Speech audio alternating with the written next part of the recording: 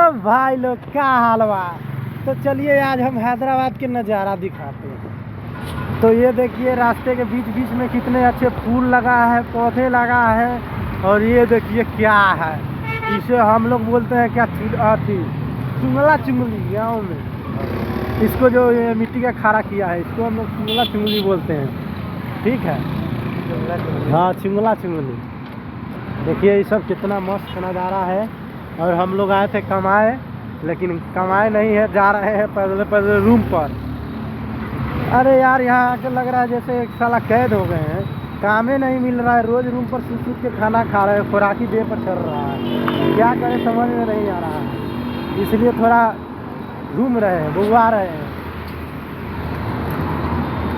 तो चले बने रहिएगा हमारे ऐसे ही ब्लॉग में, ऐसा ऐसा सीन और नज़ारे आप लोग के बीच प्रस्तुत करता रहूँगा। Okay bye guys.